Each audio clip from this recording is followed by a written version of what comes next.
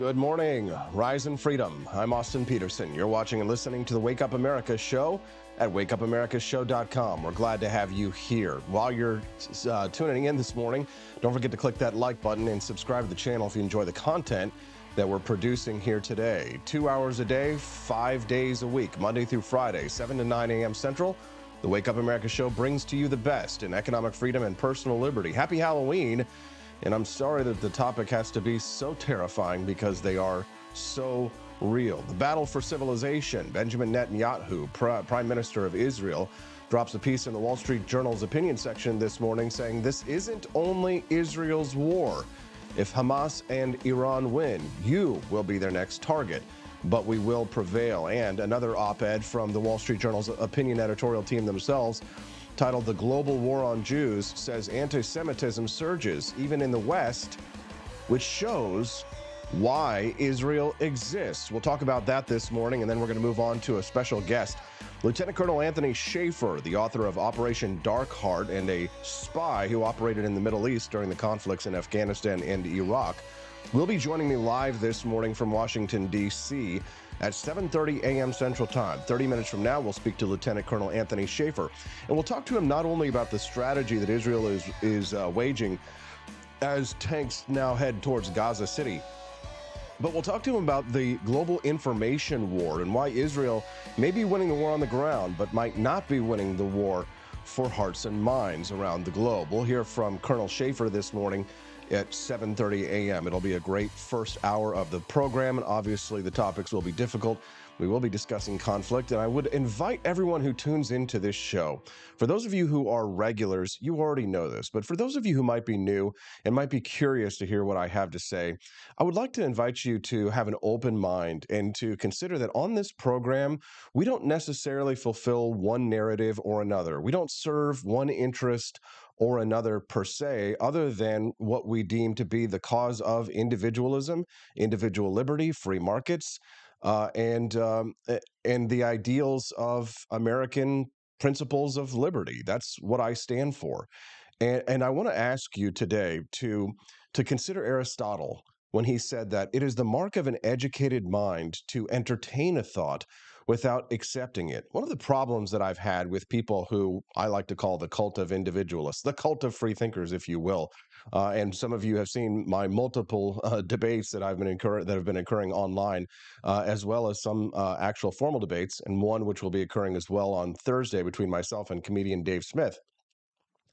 But what I see is a confusion amongst so many libertarians about my positions on these issues, especially the conflict in the Middle East, because I think that the problem of the modern liberty movement and of just Americans in general, it's not just endemic to the liberty movement, but it's something that we should be immune to, which is the inability to look at things from outside our echo chambers and our little bubble. In that we can't look at a point of view that comes from someone that we despise and claim that it might actually have some value or some truth. Everybody remembers the Onion satire newspaper article that said the worst person in the world actually makes a good point. And if we're going to actually get to some kind of conflict dissolution, if we're going to actually get to a place where we can get to where we all want, which is a more peaceful and prosperous world, then we're going to have to look at things from the point of view of people that we disagree with. That means that the people that I disagree with in this conflict, Palestinian terrorists, theocrats, Islamists, I'm going to look at things from their point of view and try and understand where they're coming from. The problem, of course, with that not only lies in things like language barriers, but the fact that the West and the East, since forever, have spoken in not only different language, but just have completely different worldviews. And of course, that leads to conflict. And conflict is a guarantee. From the beginning of recorded history, when Cain slaughtered Abel, we have had murder and conflict in the world. And it's quite unlikely that we will see an entirely peaceful world. Although, if you look at all of human history, we are actually living in one of the least conflicted parts of world history, with the least war and death and disease and destruction. But of course, because of the media, my argument is that one of the reasons we think that the world is more conflicted than it is because it sells, it gets clicks, and it gets people talking, and of course that generates a lot of ad revenue online. And that's you could that finger that I point at the media, of course, points back at myself. I could be accused of that as well, but at least I'm being honest with you and telling you what's going on. At least I'm revealing the curtain. I'm pulling back the curtain on the Wizard of Oz and saying, hey, look, the emperor has no clothes. This is the Wizard of Oz is a fraud and a fake. And there are not many people who will do that. Of course, you won't see that on CNN, you won't see that in the mainstream media, and you won't see that in a lot of the alternative media. And you won't see a lot of people apologizing when they make mistakes. For the last several weeks since this conflict broke out between between Israel and Hamas, there have been disinformation campaigns that have been pushed by both sides. However, what I have noticed is that, and this is because, of course, I see them up close and personal because these are my people, is that many people in the liberty movement claim that they are trying to be objective and that they're looking at both sides as if they're both bad. But I don't believe many of them when they make those claims. In other words, I think many of them actually have an agenda and are rooting for a side in this conflict, and they're not being open about their biases, and they're not being objective, and they're trying to both sides this thing. When I actually agree with Benjamin Netanyahu in his article that this is a conflict between good and evil. Many of you who know me well, that I am not a religious person, and that I believe that all of the metaphysical claims of all the world religions are equally false. But I do not believe that all religions are equally anti-libertarian. That is an important distinction, and I think leads to much of the confusion for why people don't seem to understand my worldview or the reason for the moral reckoning that I believe needs to come to the Islamic world. Much of that has to do with my liberal worldview, not a left worldview, not a leftist worldview, not a communist, not a socialist, not a neoconservative worldview, but a liberal worldview as envisioned by the founding fathers, envisioned by Thomas Paine and many others.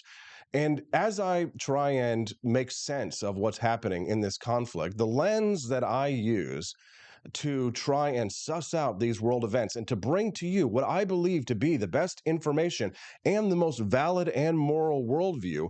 All of my worldview, of course, comes filtered through that lens of liberalism. Think of Ludwig von Mises, the last knight of liberalism, if you will. Economic freedom and personal liberty. That's what I stand for. I stand on the side of civilization. I stand against barbarism. And I think that all good libertarians should do the same. I'm tired of both sidesism. I'm tired of these arguments of moral equivalency about the powers of the world. And I'm also tired of pretending as if living in a multipolar world would somehow be superior to a world of Pax Americana. I may think that the American war machine and the military industrial complex goes too far, takes too much of our liberties, engages in domestic surveillance and spying that is against our civil liberties, our civil rights. And I can call those things out and say that these are unconstitutional, they are immoral, they are wrong, and we must roll back the deep state and fight against the bureaucracy. We must end the Fed. We should, like Samson in the Bible, crash down the temple walls upon us, even if it means necessarily bringing ourselves down with it to fight the deep state. But because two things can be true at once, I can also say that Israel and the United States are not at a moral equivalence with Russia and China. That Israel is not at a moral equivalence between Israel and Hamas.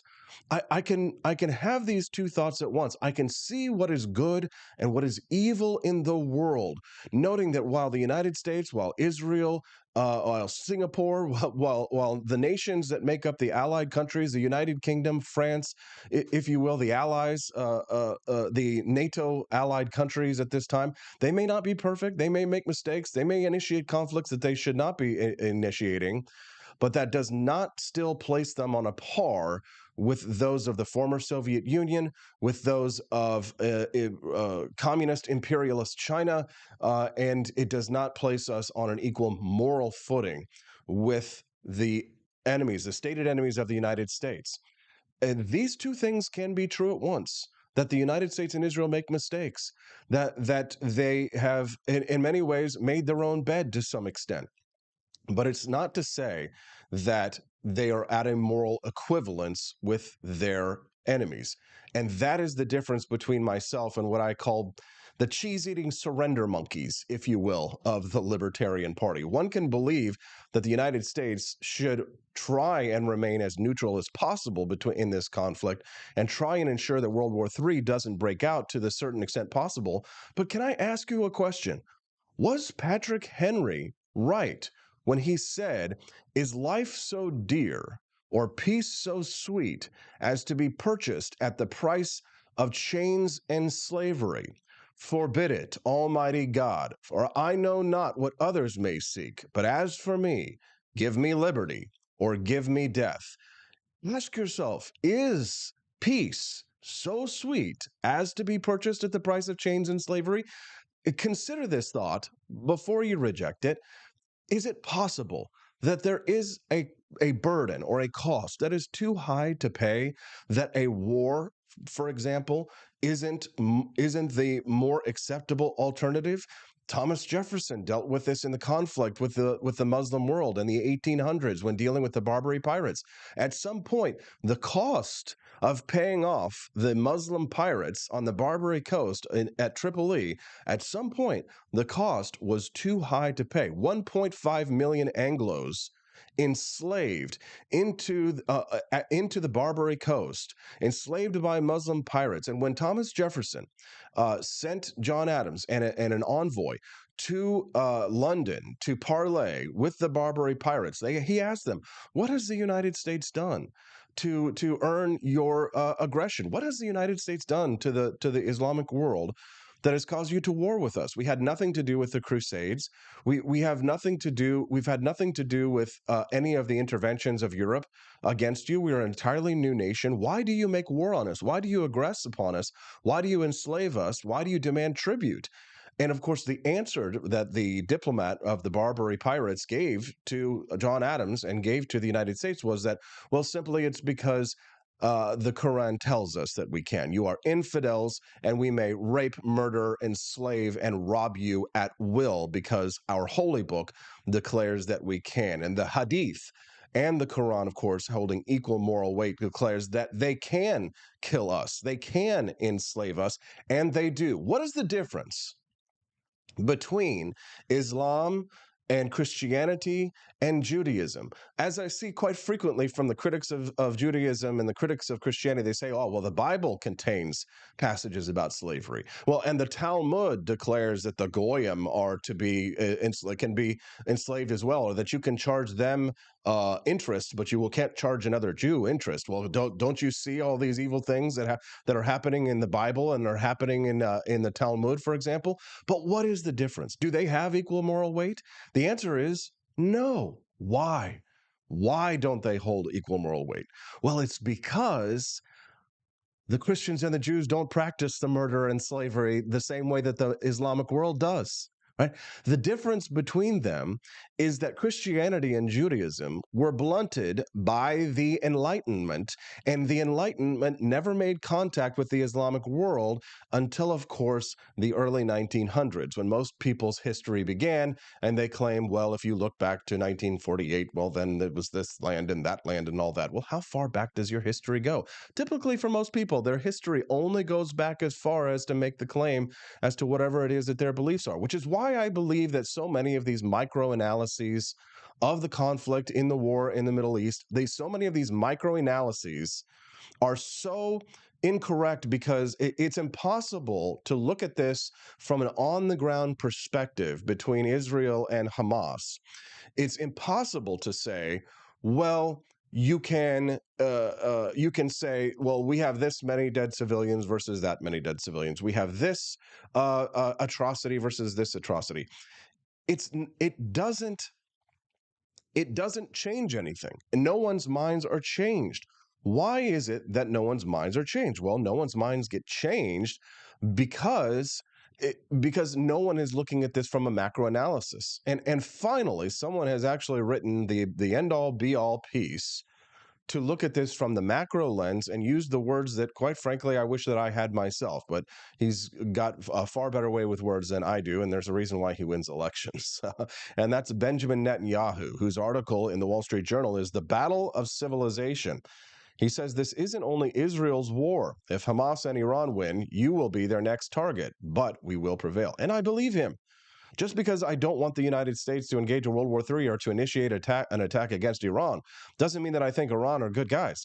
Doesn't mean that I don't think that Iran is a part of an axis of evil and that they don't use their intelligence agencies and that they don't use subterfuge and that they don't violate the non-aggression principle all day long against the United States. They absolutely do. And I'm not naive.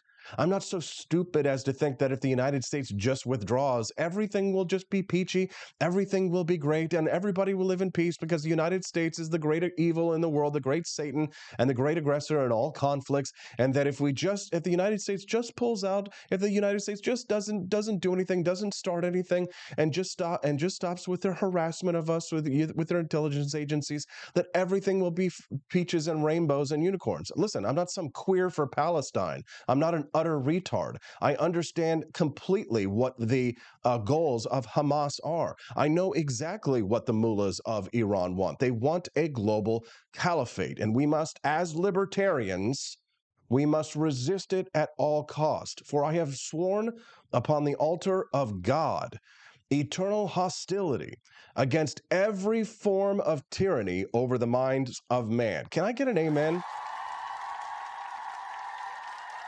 You have to use the quotes of better man. Do me a favor, click that like button if you're just tuning into the Wake Up America show. We'd love to have you come back and join us every Monday through Friday here on the show. You can weigh in with your thoughts and have them heard on the show. Send us a text at 573-319-1586. The text lines, again, are open at 573-319-1586. One listener texted in this morning and said, or actually a friend of mine that I met yesterday messaged, and he says he enjoyed meeting me. It was nice to see you too, Doug. Glad to have you here, and we'll talk again very soon. Another listener sends me responsible statecraft, which I have not got the time to read, but I will try and do that later. Another listener texted in and says, I would like to hear the debate. Little female screaming racist. You're racist against Islam. But that debate, of course, exists online. You can read that on the Redheaded Libertarians timeline. And I do have another debate coming up at this Thursday at with Dave Smith, comedian Dave Smith. So that should be interesting. Yes, I agree with you, David Lee. You say CV pacem parabellum. The strongest defense is a swift and decisive offense. Exactly. Completely agree. Let's get through this piece before I talk to Tony Shaffer. He's going to join us here in about 12 minutes. Lieutenant Colonel Anthony Shaffer, 7:30 a.m. Central Time. Isn't it? I guess for Halloween, it makes sense that we have spooky on, right? So the article that Benjamin Netanyahu writes, talking about many believe that the promise of progress in the 21st century would enable us to move beyond the barbaric horrors of the past towards a brilliant future, that we could go about our comfortable lives and that evil will simply pass us. It will not. The horrors that Hamas perpetrated on October 7th remind us that we won't realize the promise of a better future until we, the civilized world, are willing to fight the barbarians. The barbarians are willing to fight us, and their goal is clear. Shatter that promising future, destroy all that we cherish, and usher in a world of fear and darkness. Netanyahu writes that this is a turning point for leaders and nations. It's time for us all to decide if we are willing to fight for a future of hope and promise or surrender to tyranny and terror. He says that rest assured, Israel will fight. Since October 7th, Israel has been at war. Israel didn't start this war. Israel didn't want this war, but Israel will win this war. And just my own little bit of editorializing on this one, for those on the left who call, and the libertarian left who call for a ceasefire, or as I call them, the Rashida Tlaib caucus of the libertarian movement, who are calling for a ceasefire, first perhaps try saying, instead of ceasefire, perhaps try saying, release the hostages. for example, because if you have one of mine, I'm not going to stop shooting until you release them. Oh, you might hit your own people. You might hit your own people. I will do everything in my power, obviously, to save my own people. Duh. I ran a poll yesterday that asked if you were actually captured by Islamic terrorists, would you want the U.S. military to be deployed to save you? And I was actually surprised that it was like 87% of people said no. No, 87% of people said yes. Um, I actually think that's pretty low. The rest of them want to die, apparently. One listener texted in and says, "Nah, we need to get out of all other countries and protect our own. Who cares what happens to every other country? That's their business." I would be sympathetic to that point if the Democrats here in the United States would let us drill for oil. I would love to live in a world where the United States manufactured its own semiconductors. I would love to live in a world where the United States manufactured everything that we use on a daily basis. But if you plan on driving a car today, if you plan on using a machine that requires lubrication, nudge, nudge, wink, wink, then what matters in the Middle East matters to you today. What happens in the world, and this is my problem with libertarians, is that you can advocate for non-intervention and not want the United States to get involved while still recognizing the role that global conflicts play here in the United States and how what happens overseas actually does impact us here. Am I wrong? Tell me if you think I'm wrong, that it doesn't matter at all what happens overseas at all. Meanwhile, let me go get in my car and drive to work, right? Let me go get my 2-day package from Amazon so that I can come do my job here because I work on computers and I have a local computer shop here. But because they don't make semiconductors properly here in the United States, I've got to buy them from AMD. I've got to buy them from Taiwan. I've got to buy the part kits that I need from different countries around the world. So if you engage in international trade at all and you're a part of the supply chain, then what matters overseas, what happens overseas matters to you here at home. And you can close your eyes and stick your head in the sand all day long. But I refuse. I refuse to do so, to not look at the world as it is. I can agree with you. An ideal world is where the United States has a splendid isolationism, where the most that we really have to worry about is Justin Trudeau in Canada and perhaps cartels in South America, right? But coming up from South America and Mexico. I would love to live in that world. We do not live in that world. We have to deal with the world as it is. And I know this makes you uncomfortable, but if I'm not making you uncomfortable, if I'm not poking you a bit, if I'm not prodding you a bit, I'm not doing my job because I'm not making you think. Send me a text at 573-319-1586. Our listener continues to text. He says we can do trade deals and not be in conflict. Bullshit. He also says we have been terrorists in the Middle East for decades. Semi-bullshit, but partially correct, depending on which conflict you're talking about. Afghanistan, no. Iraq, possibly yes. You can text the show as well at 573-319-1586. That's 573-319-1586. Benjamin Netanyahu continues. He says, Hamas launched this war by perpetrating the worst savagery our people have seen since the Holocaust. Hamas murdered children in front of their parents and parents in front of their children. They burned people alive, raped women, beheaded men. They tortured Holocaust survivors and kidnapped babies. They committed the most horrific crimes imaginable. Iran has formed an axis of terror by arming, training, and financing Hamas in Gaza, Hezbollah, and in Lebanon, the Houthis in Yemen, and other terror proxies throughout the Middle East and beyond. In fighting Hamas and the Iranian axis of terror, Israel is fighting the enemies of civilization itself. And here is the key part of this op-ed, and here is the part where I am in complete and total agreement with Benjamin Netanyahu. I don't always agree with him entirely, and I could potentially pick apart pieces in this as well. But in this paragraph, I agree with him entirely. He says, victory over these enemies begins with moral clarity. It begins with knowing the difference between good and evil, between right and wrong. It means making a moral distinction between the deliberate murder of the innocent and the unintentional casualties that are the inevitable result of even the most just war.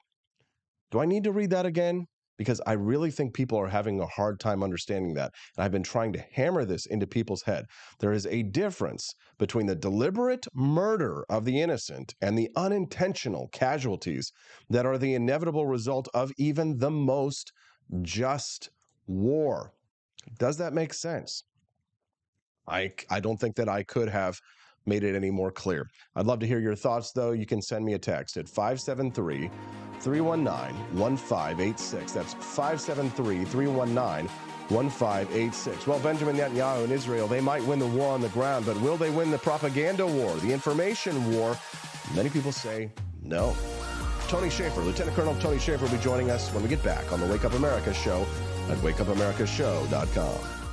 Goose Lodge in Jamestown, Kansas, your home away from home. Choose the comfort and privacy of our individual rooms, each equipped with its very own locking door and en-suite facilities. Or bring the whole family and make memories in our communal space. Snuggle up on our plush recliners or share a meal around the dining table that comfortably seats 8. Our kitchen is armed with everything you need, from a microwave to a full-size fridge. For a bird's eye view, book the Eagle's Nest. Enjoy the privacy, storage space, and its very own toilet and shower. For just $450 a night, reserve the entire lodge. Perfect for reunions or retreats, accommodating up to 8 guests. And remember, Snow Goose Lodge is a haven for kids and dogs alike. So bring the whole family. Book your stay now and get 20% off your first booking using the code WAKEUP.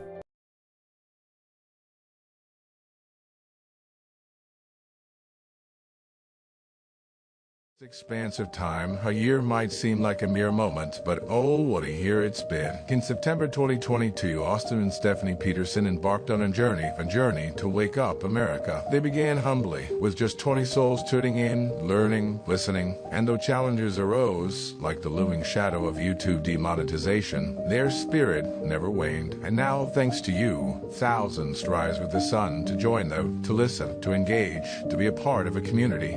So here's to you, and to Wake Up America, for memories shared, for friends made, for the journey ahead, and for never, ever forgetting to rise and freedom. Happy anniversary. I'm Donald Trump, and I approve this message. Believe me, Austin Peterson is the best. He's got the greatest Wake Up America show I've ever seen. Whenever I tune in the mornings and watch the live stream, let me tell you, he has got the absolute best content. I love his guests. It's just a total blast to watch, and I highly endorse and recommend the Wake Up America show. It's terrific, believe me. Halloween is coming. The festival of Samhain approaches, and your lazy butt doesn't have a Halloween costume yet? How can you pledge allegiance to the Dark Lord this year and possibly offend everyone at the same time? Visit the AP for Liberty shop and get your shirt today. The 9 most terrifying words in the English language are, I'm from the government, and I'm here to help. So grab your government is scary tee and tell everyone at the party that you're here to help. Other great seasonal items are available as well, so don't miss out. And visit AP for Liberty shop today. That's apforlibertyshop.com.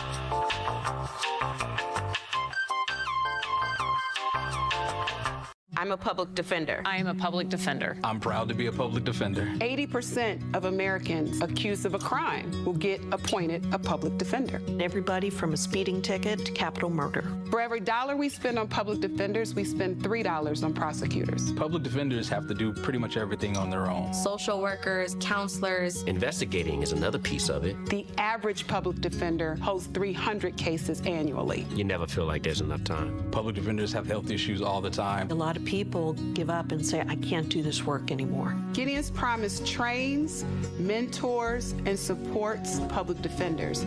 There are a lot of people who say that they would not still be public defenders, but for Gideon's Promise. It's fueled me to continue on in this fight. Gideon's Promise has changed the face of public defense. People see us as troublemakers.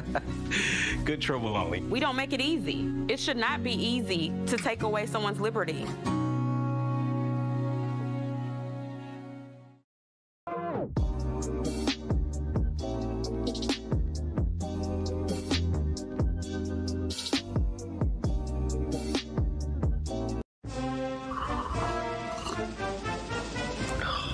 Tired of spending your hard-earned money on woke corporations that don't share your pro-freedom values? Fed up with sipping liberal lattes and progressive cappuccinos? Introducing Founding Flavors from AP for Liberty Shop. Get your day started with Washington's revolutionary roast. As robust and principled as the man himself, this blend is the shot of energy heard round the world.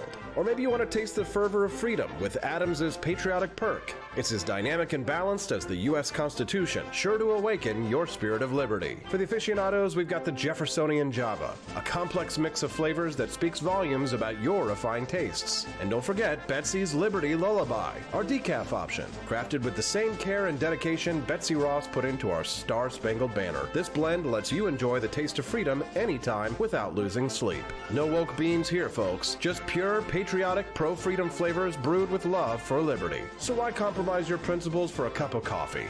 Stand up for your values, perk up your patriotism, and start your day the American way. Get your Founding Flavors at apforlibertyshop.com.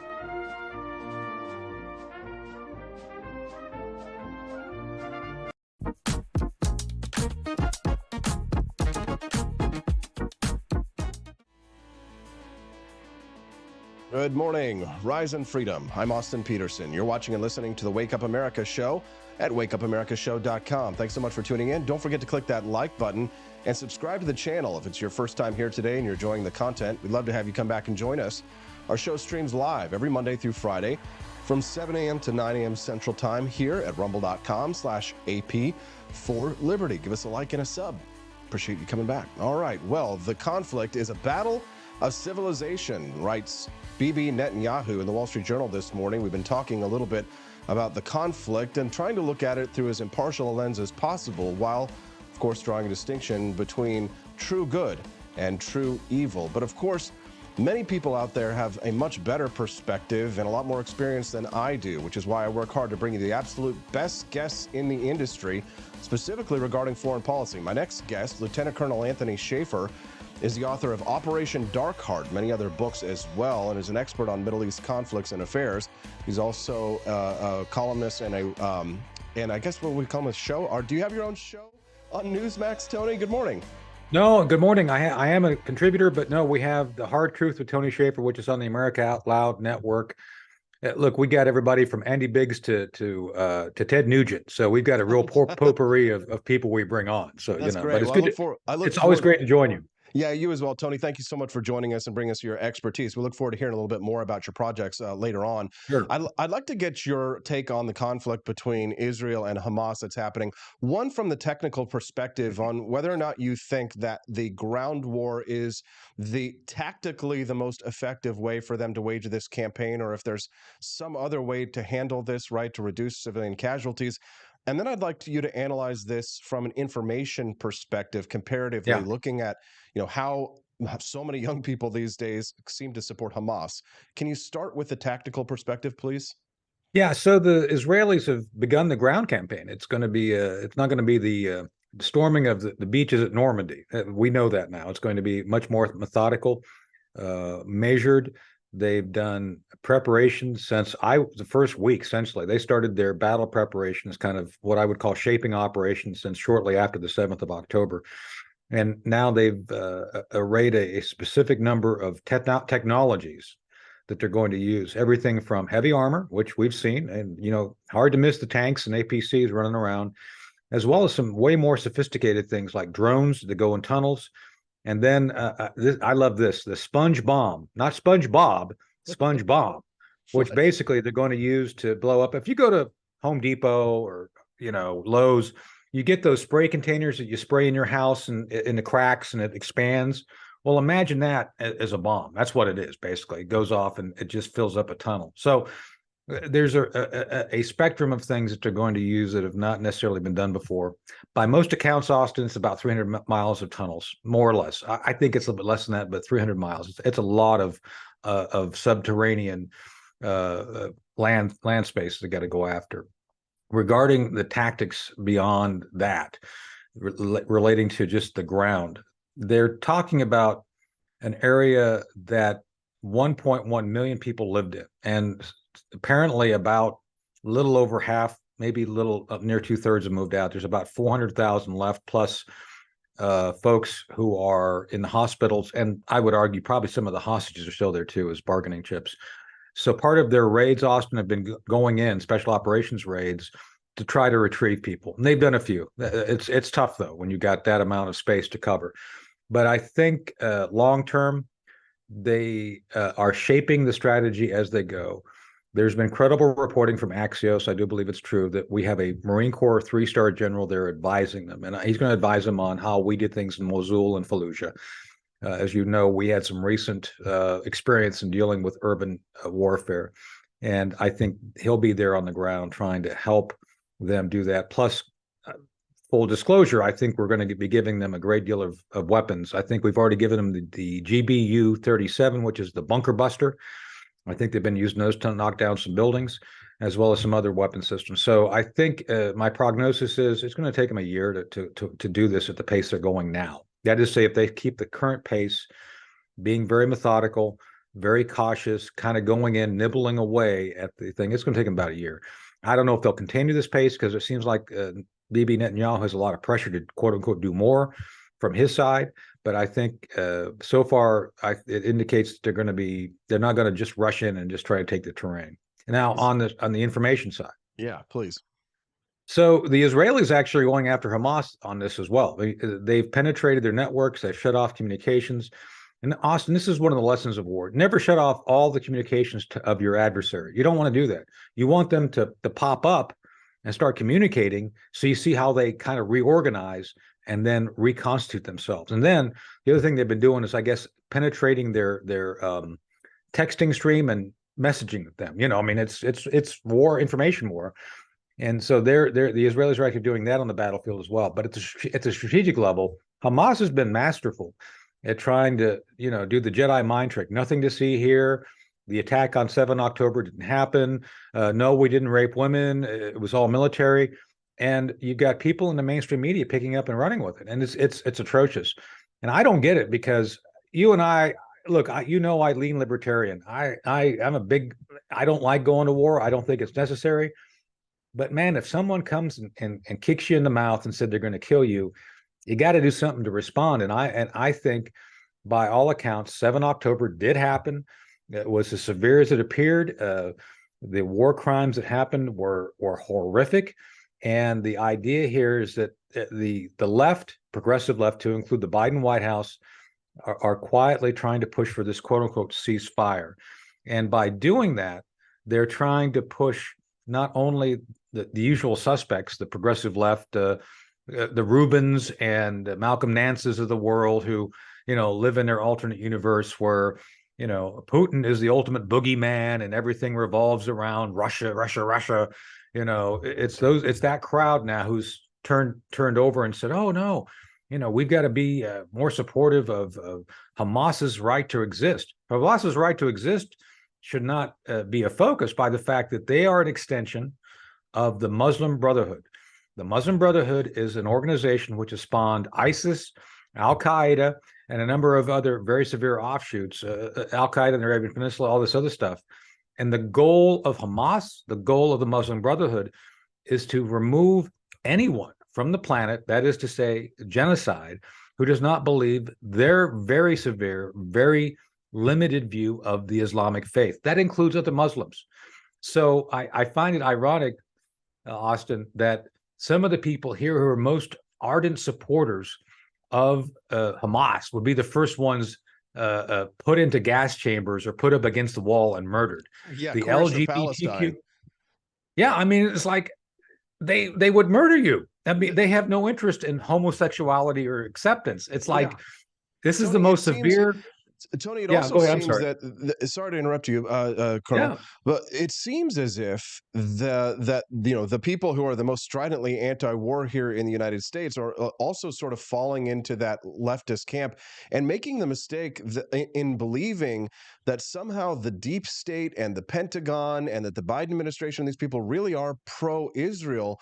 But from what I understand, and at least the sources that I have, Colonel, they hate Israel. I mean, there have been struggle sessions at the Pentagon for quite some time. I mean, going back to Bill Clinton, like the deep state, the establishment, they don't like the Jews. No, no, the deep state actually, I think, sides more with the chaos of of what we see regarding the Middle East. And this is the thing that I've been trying to explain to people, because I got this question on an earlier radio show, and I've been trying to explain it to my son, who's 17. The region, the area we're talking about has been disputed for thousands of years. It is. Remember that you know that song, "We didn't start the fire," Billy Joel. We didn't start the fire, but we're in the middle of it now. And to understand the modern context of why we're at where we're at, I recommend people go back and watch Lawrence of Arabia. It's a great movie by itself, but it has a great framing of what happened. And essentially, we can blame the British. The British set up the conflict for what it is. Basically, in 1917, Sykes-Picot, this British and French guy, decided to carve up the Middle East, and they overpromised and way underdelivered. In that they promised the Palestinians and the Jews the same land. So it's like, okay, we're going to have a problem here, and we do. So, I try to refer people to, like, go educate yourself, go figure things out, think about it before you take a side. Now, I believe that for better or for worse, as much as no country's perfect, our country's not perfect. Look, you and I've talked about mistakes our country's made, and nobody's perfect. But we try our best to be civilized. I was explaining to my son this morning, civilization versus chaos. And it's like, I defend the framework that gives us the ability to debate. That's my interest. I try not to take political sides, although I get pulled into things. We all do. But I'm just saying my interest is maintaining the stability, prosperity, and a path forward for people to have the space to debate and disagree. The other side doesn't want to have any disagreement. They want you to think along their terms. So this is a long way back to your point regarding progressives and the deep state. Progressives in the deep state don't support free speech. So the very concept of what we're talking about is anathema to their existence, and therefore they side with Hamas. Because Hamas wants to be have the same thing as they do. It's, Tony, you brought up Sykes-Picot back in 1917. Britain redrawing the map of the Middle East. That wasn't just because they were trying to create some kind of a peaceful, stable Middle East. It had a lot more to do with the fact that we realized, specifically during World War I, just how important the trade between the Suez Canal was, and how important that black gold was in the Middle East. When you're having a world war, that stuff becomes quite important. And then an Islamic world that had mostly remained out of contact with the enlightened world, if we might call it that, the civilized world, suddenly we find ourselves in a global conflict with Islam. And then, of course, 100 years before that, Thomas Jefferson and the Barbary Wars and the Tripolitan pirates. But my problem is that I see so many people, they really want to try and stick their heads in the sand, so many people on our side, and pretend like this isn't our problem, this isn't our conflict. I'd like to believe that as well. I wish that we lived in a Donald Trump world where we were energy independent and we didn't have to worry about the fact that Biden has spent our strategic petroleum reserves down to almost nothing. But if I plan on driving a car today, then I have an interest in what's happening over there. Right. Absolutely. And I'm glad you framed it that way. So I've got a degree in environmental studies, Wright State University right here. I literally got the T-shirt, and there's no global energy crisis. There's no green. There's nothing about to end civilization because of fossil fuel. Fossil fuel renews itself. It's not from the dinosaurs. The Earth itself creates hydrocarbons, which become what we use as fuel. It's renewable. So first off, the very debate on this needs to be reframed to the fact that, we've got plenty of fuel. Secondly, to your point, the United States has the most abundant resources based on our ability to use technology to basically go into full production anywhere from the Anwar in Alaska all the way down to Texas, and just basically flood the market, drop the price, Austin, from what it is now to $1.50 a gallon. Our economy would soar. And the very people we're talking about trying to get at would be defunded. You'd be defunding the Iranians, you'd defunding the Saudis, you defund, if you don't like Putin, you defund Putin's war. But they don't want to hear this because they are so committed to this green energy dream, this green, basically green is the new red. It's the new Marxist ideology refrain for the 21st century. But yes, my point being, even though we could outproduce everybody else, much of the rest of the world depends on Middle Eastern oil, and the issues relating to Sykes-Picot, the carving up of the Ottoman Empire, All these things created the conditions for Iraq, Syria, Jordan, our entry multiple times into the Middle East, because we do have an economic and global security interest in the resources in the region. Do I believe we should be there in the force we are right now? No. I talked to former Chairman Joe Dunford when Joe was chairman of the Joint Chiefs, General Dunford. He didn't think we should be in Syria any more than we had to eliminate ISIS, because what happens when you have troops wandering around in open spaces? They start looking for things to do. We start nation building. We know that does not work. It is not in our interest to do that. With that said, to work with our allies regarding security is a wise thing to do. And for better or for worse, the Abraham Accords were moving everything in the right direction. Speaking to Trump, I had worked with the Trump administration, with Mike Pompeo and Mike Flynn on this early on. And the idea was to bring people together, on the Arab side at least, to step away from those conflicts created by Sykes-Picot, by the 1917 agreements, and start looking at how they can create a condominium of overlapping economic and military interests to work together. To me, that's the best solution going forward. We don't want to defend you. You figure out your own collective security, and we'll help you do that. So that, to me, is a solution. We were going in the right direction.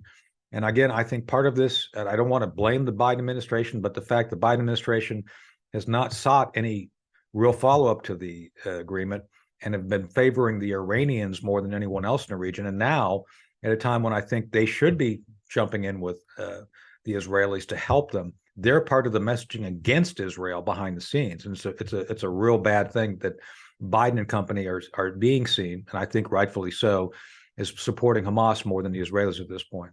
Tony, and this will be my last question, and then I'd like to hear about your projects.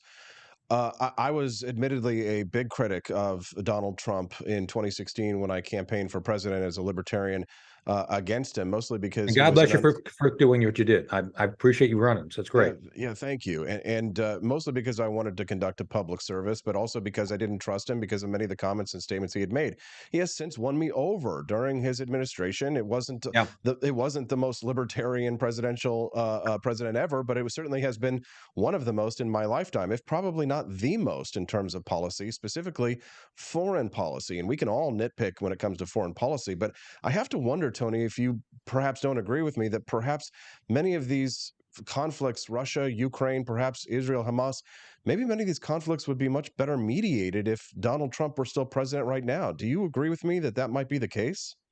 Absolutely. Look, he came in with the idea of mediating and trying to resolve things, not keep them going. Austin, the deep state and other professional policymakers all are focused on the process, not the solution. The process is what pays them. The moment you resolve something, it's like you lose your job. Trump didn't believe in that, nor do I. I mean, and that's why he had people like me in. I was national security advisor to Trump 2020, and we would provide completely different views than the mainstream, because our ideas were like, let's end this thing, let's resolve this, let's not just keep the process going so everybody has phony baloney jobs, to quote the Governor Lepetamine from Blazing Saddles. But that's what they do. They want to keep the process going, and Trump didn't see it that way. And yeah, Trump would listen to people like Mike Pompeo and me and others. And I know people see Mike as a neocon, and maybe he is a little bit. But I'm saying that people were at least open to the idea of resolving things, so bringing people together to create real conditions to resolve it, and then play hardball when you had to. Assassinating Soleimani was a necessary thing to do. Soleimani and the Iranians were killing people on the battlefield. Operation Dark Heart, you mentioned. There's two chapters dedicated, Austin, to our interrogation of an IRGC, a Quds Force enabler who was funding the insurgency against us in 2003 in Afghanistan. Think about that. So, these guys are bad, and they try to kill Americans. I get that they believe we shouldn't be there, but they're still engaged in operations against us. I remember that. I got to read the unredacted copy of it. That's right. You know all the facts then. That's right. Before the Obama administration got their hands all over it. Lieutenant Colonel Anthony Shaffer, is there anything else that you'd like to share with our listeners before we let you go today? So we're doing Project Sentinel, which is replacing London Center for Policy Research. It's going to be focused on all the things you and I love: Constitution, limited government, focused and effective policies, an effective, not expensive defense, all the things we stand for. Is, I think, conservative-leaning libertarian leaning. I don't know what's like. What is it? Peanut butter or chocolate? It's like conservative leaning libertarians, libertarians leaning conservative. But anyway, it's focused on the issues you and I like. So hopefully people check it out. It's projectsentinel.com. So check us out. Tony, you're doing a great service for the American people. Thank you very much for your clarity on the tactical issues, but also thank you for your moral clarity as well. It's more needed than anything else. Thanks, Austin. I was great to join you. Thanks for having me on. Thank you very much. Take care, Tony. That's Lieutenant Colonel Anthony Shaffer. What did you think? Send us a text at 573-319-1586. Boy, that's good stuff. That's heady stuff. That's some big brain stuff there, right there. Lieutenant Colonel Anthony Shaffer. If you haven't read his books, definitely check them out. You can get them at many fine bookstores. What are your thoughts? Do you agree, disagree with what the Colonel had to say here today?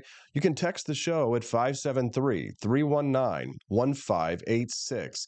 That's 573-319-1586. Now's a good time for me to remind you that over at ap4libertyshop.com, we've got a delicious coffee brand that I'm trying to share with everyone because I love coffee. And if you are a coffee lover, then you need to come back from the dead. If you're feeling like you need to wake from the dead, then join us over at ap4libertyshop.com. That's AP, the number 4, and enjoy some delicious Founding Flavors coffee, which you can get exclusively at ap4libertyshop.com. That's AP, the number 4, ap4libertyshop.com. Get yourself some delicious Thomas's Pain Killer coffee. That's my favorite of all of them, but everybody has a different favorite.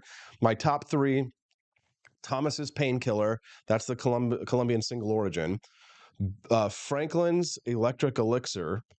That's a medium roast. And then Jeffersonian Java, which is a light roast. And that's what I'm drinking today, Jeffersonian Java. If you're a coffee lover, then this is the coffee for you. If you've never had a good premium coffee before, you've always just been like, a regular coffee drinker or an instant coffee drinker, what have you, today is the day that I'm going to change your life, because this coffee is so damn good that if you don't like it, I will accept it back. I will pay you back for it.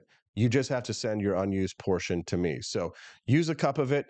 You hate it, send it back to me. Okay, I'll accept it back and refund your money. That's how confident I am that this is the best coffee in the world, and you can only get it at one place, and that's at ap4libertyshop.com. Now, the great thing about AP for Liberty Shop, our merch store, and like today, we're like sales are actually going crazy for some reason. I think Google is just favoring us for whatever reason.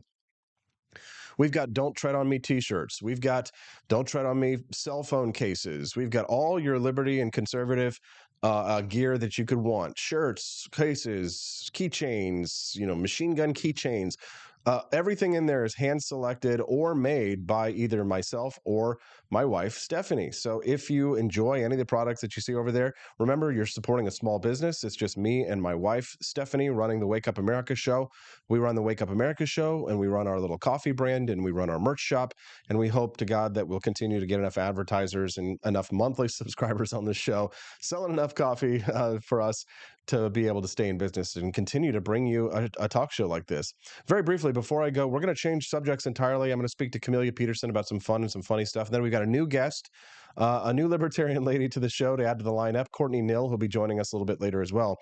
But Stephanie and I were watching, Stephanie, my wife, if you're new, and I were watching a podcast last night talking about Joe Rogan and how he changed podcasting, and it was being critical of Joe Rogan, and we were just kind of listening to their critique of the Rogan podcast and how it's kind of like Hollywood has sort of taken over podcasting to an extent, right?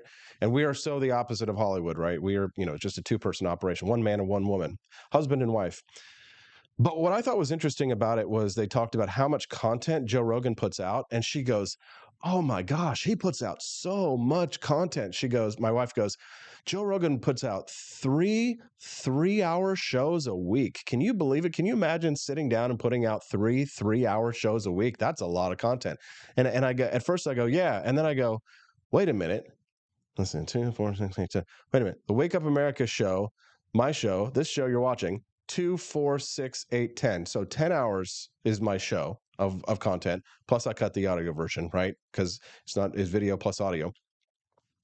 So I put out 10 hours of content. So 3 shows, 3 hours a week, 3, 6. So Joe Rogan puts out 9 hours of content a week. guess what? I put out more content a week than Joe Rogan.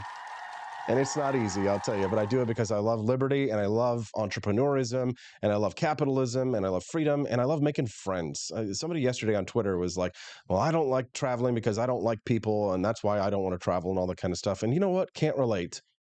I love people. I mean, I love to travel, but more importantly, I really love people. And that's the fun thing about this show is that I get to make friends with people like yourself. Do me a favor, click that like button, subscribe to the channel. And while I go to commercial break and go get my lovely guest, Camellia Peterson, to talk about Missouri teachers just can't seem to stay off the OnlyFans. We'll talk about that when we get back. Click that like and subscribe. Get yourself a bag of coffee while we wait at apforlibertyshop.com.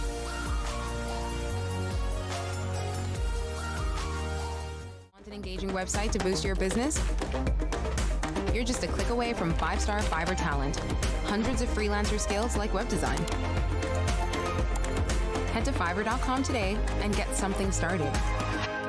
American conservatism is distinct, like America is distinct from the United Kingdom. American conservatism's roots comes out of the Wild West, out of pioneerism. The difference between American conservatives and European conservatives is that Americans are cowboys. We are that God, guns, gold, and girls. It's wild here. And we should stay that way. We shouldn't allow a European version of conservatism to come and infect us here. We like it wide open spaces here, you know, deep in the heart of Texas and all that.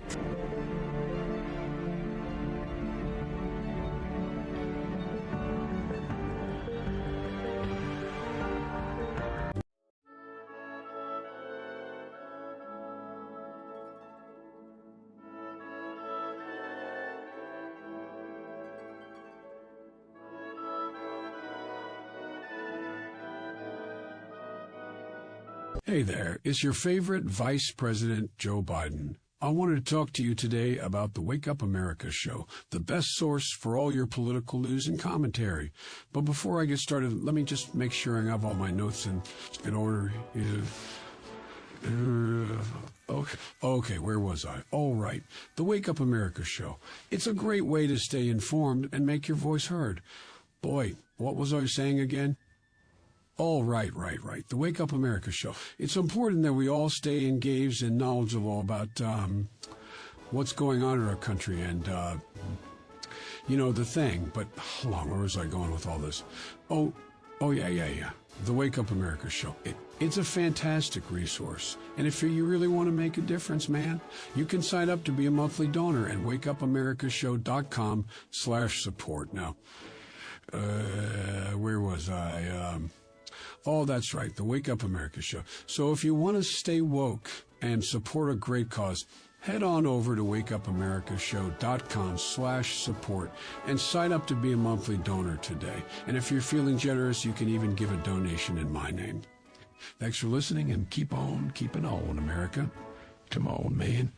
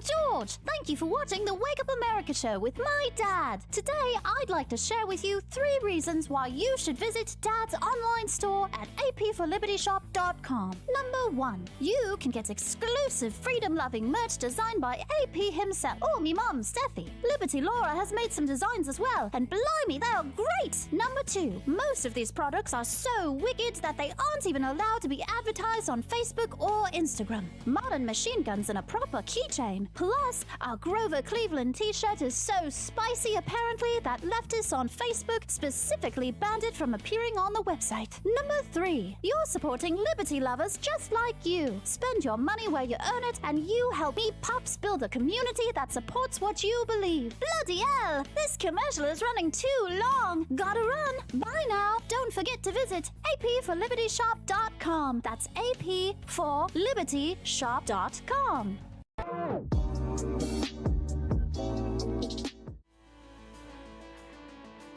Good morning. Rise and freedom. Happy Halloween. I'm Austin Peterson. You're watching and listening to the Wake Up America show at wakeupAmericaShow.com. All right, well, it's done with the scary topics, World War III stuff. It's time for us to move on and have a little bit of fun.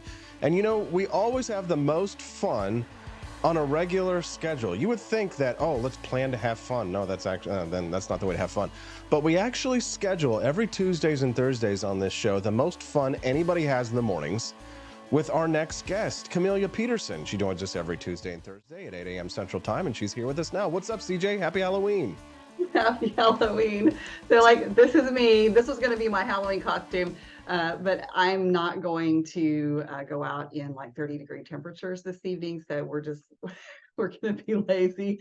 But, this is also keeping me warm because it's freaking 25 degrees in Missouri right now. Where did autumn go? Oh, man, I'm reminded this morning of why I'm so thankful that I have a garage at my house, because when I pulled my truck in last night, I was like, all right, probably going to be a little cold. When I pulled my truck out this morning, everything was frozen. And I was just like, thank God for garages, man, because a lot of mid-Missouri people don't have them. And they're like, you sit there and you got 15 minutes until that thing finally starts to defrost, Yep. And I also feel, obviously, this, I think, is where we are as a country, too.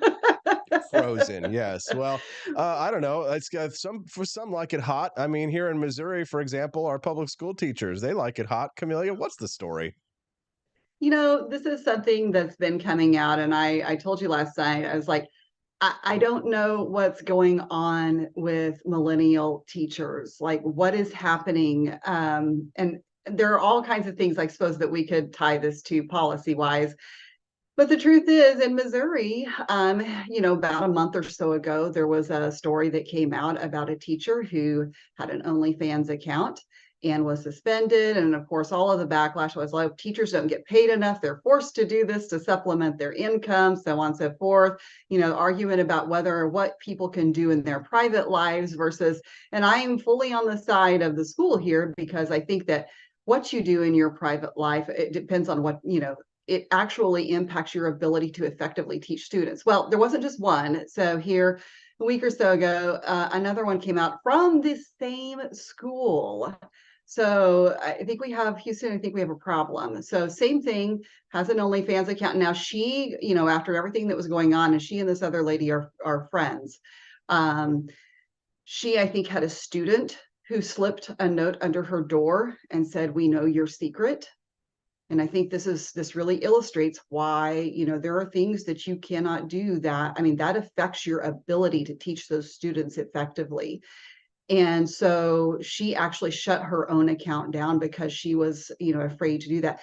And I'm like, this is not the only one. So just down the road in St. James, we've also just had a teacher, same age range, who has been charged because she's been inappropriately behaving with a 16-year-old and sending him inappropriate pictures. So she's actually facing criminal charges. But I just, the thing is they talk about this and a lot of times the comments you'll see online talk about, this is because we don't pay teachers enough and they're forced to do these things. And the second teacher was talking about how that she had gotten a master's degree and incurred $125,000 in debt. And I'm sorry, I'm first of all, number one, I'm not sure why you need a master's degree to go teach high school English. Um, and you just don't. And second of all, I'm not sure, if you want to make enough money to pay off that kind of debt, you're going to have to go somewhere besides a small rural school district. You're just not going to get paid that much. And the other teacher had only been there a short time. So we're talking people who are like, oh, they weren't making anything. So they were making, one was making around 42 grand a year. The other was making 47 grand a year. Is that fantastic? No. Is it okay? Yeah, kind of, especially for living in Missouri and cost of living. But teachers don't get teachers don't realize the benefits of their position until after they're teachers. Am I correct? Well, if you're talking about in terms of their schedule, as far as how much they No, I'm work, talking no. about their pensions. I'm talking about the unions. Oh, I'm talking sure. about that teachers always bitch and complain about their pay until after they're teachers, and when they've retired, then all of a sudden it's like, well, it was nice being a teacher. Now I get to live the rest of my life, on the fattened calf. Well, yeah, wouldn't we all like to have a pension? Yeah. I mean, other than, Social Security, and there's no guarantee there.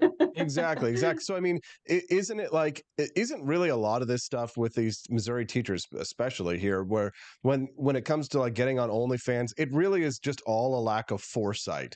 We don't make enough money. The argument there is, okay, well, you may not make enough money now. One, is your only option going on OnlyFans? And two, what's it going to be like when you retire? You're going to be sitting pretty. Sure. And the thing is like, there's obviously not, I mean, as you say, there's not foresight that goes into that. So, I mean, if they really were being smart about things, I certainly hope they've been investing all of the money they've been making off of it, because it will be temporary. Nobody stays in a field like that for a long time.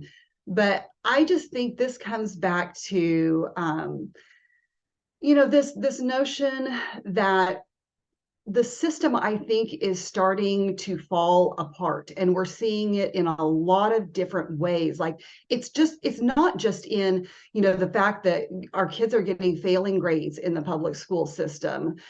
They're not reading, they're not being able to do math, but it's not just that we've got these things like DEI and CRT coming into schools. It's all of these different things. And I think we're seeing it not only in terms of actual curriculum and how we're teaching it, but we're also seeing it in terms of cultural and principles and morals and values. And people can argue what they want about that. But if we are going to be a divided country in terms of moral outlook and our values and principles, then we sure better give parents the option to walk away, because we are locked into a socialist government education system where we have made it so that only wealthy people or people who have good support systems and sacrifice many other things can walk away from that system. And so you've got a bunch of kids in the school system who are subject to, teachers who come in and behave in such a way. And a lot of times schools' hands are tied legally for what that they can do to them, whereas a private school would not be held to those same standards. They have a little more latitude in what they can do. So I think it's another illustration of why the government has yet again failed at running anything well. And we just see it manifest itself in a lot of different ways. It's not just grades. If you're just tuning into the Wake Up America show, good morning. I'm your host, Austin Peterson. Glad and thankful to have you here. Happy Halloween. Joining us right now, live for her regular Thursday segment, is the lovely Camelia Peterson, who's joining us here. She's a fellow Missourian. We're talking about another Missouri teacher who was caught going on OnlyFans.com. Wah, wah. And I guess I'd like to talk about that bigger picture for just a moment before I move on. Did you read the other article that I had left in the rundown there as well, talking about being a geriatric millennial? We'll get to that in just a moment. Yeah. But somebody, I can't remember who it was, tweeted at us. Maybe it was Chris Spangle or someone else tweeted at us last night on this topic when I knew that they were going to have you on. But just that we haven't really considered like the societal implications of all of these women doing what they're doing and displaying themselves openly to people. John Miltimore. Was it John Miltimore? Yeah. Yes. Right. And I'm not a prude. I'm not a social conservative. That doesn't mean that I don't think that there can't be negative consequences of liberty. Certainly you could look at the shooting in Maine, for example, and say, look, people have rights and you can't take their guns away just because you say they're crazy, perhaps, but that means that there are consequences to our liberties. But do you think that there are consequences to this behavior that women are engaging in the internet? Sure. I mean, we have. Societal ones.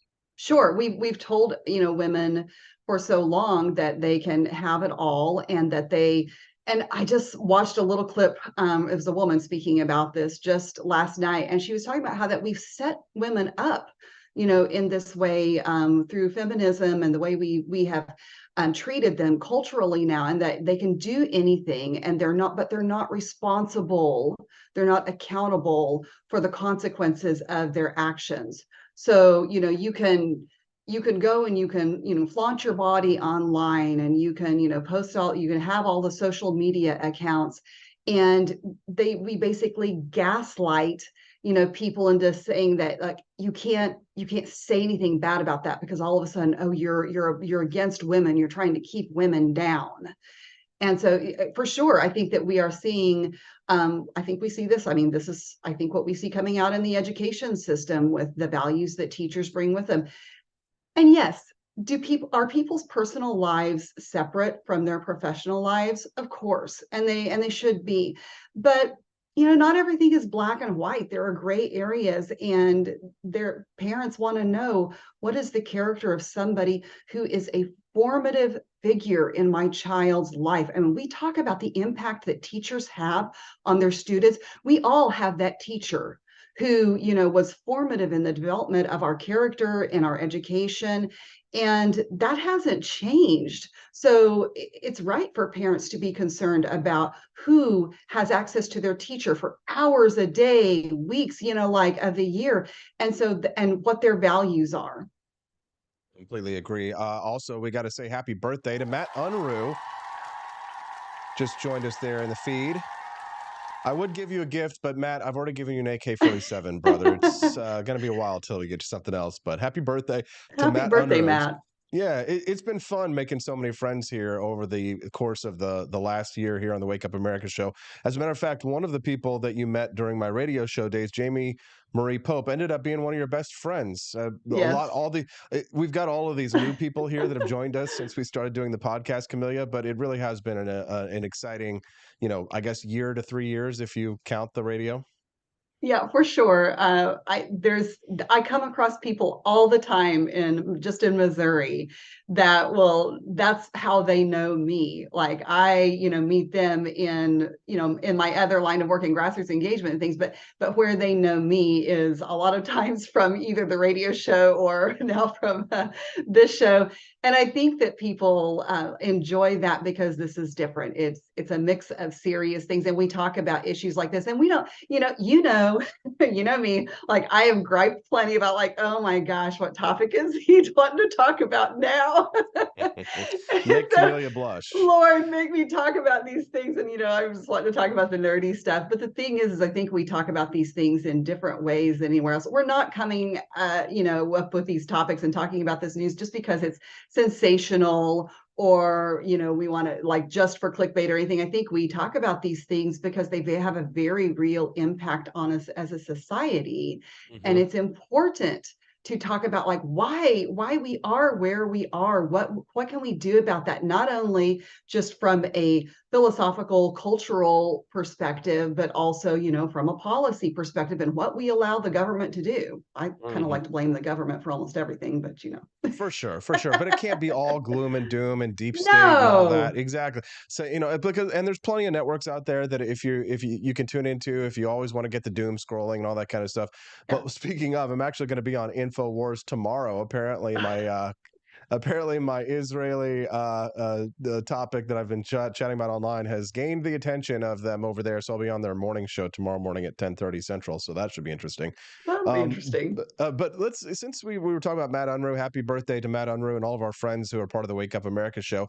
I guess we can briefly segue real quick before I bring it back to this topic that dropped there yesterday about being a geriatric millennial and trying to stay hip and with it. I should have worn one of my fun neon shirts. Obviously, if you're new here, you see all the Halloween decorations on the Wake Up America show, like the bats flying around and the pumpkins. But the normal the normal sort of Wake Up America show theme is synthwave, which is a style of music and a style of art.